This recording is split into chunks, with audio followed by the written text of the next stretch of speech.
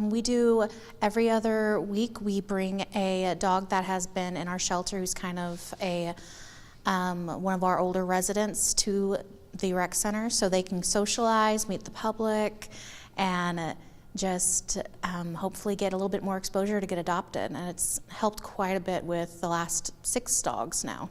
So the idea basically came from the rec center and the shelters talking about other ways to get more of the public involvement with the shelter and knowing the animals and appreciating the animals.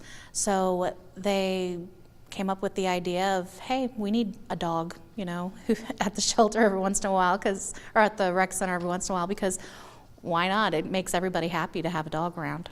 So getting them out here, they get out of the kennel. They get more social. They get to greet people more on their term versus them being in the kennels saying, I want out.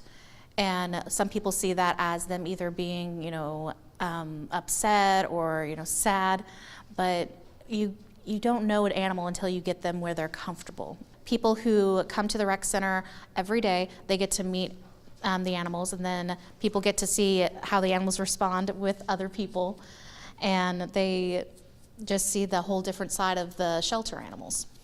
Some people believe that shelter animals are, they did something wrong, that there's something wrong with the animal. That's not the case. I've not met any animal that deserves to be in a shelter.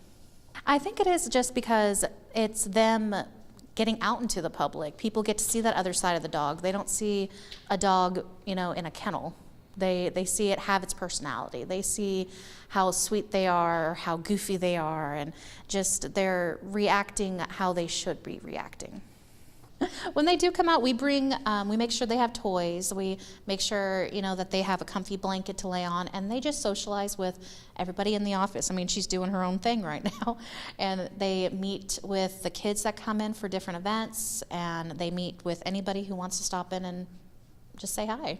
There's multiple ways you can apply. You can come into the shelter and apply to adopt, or you can apply online.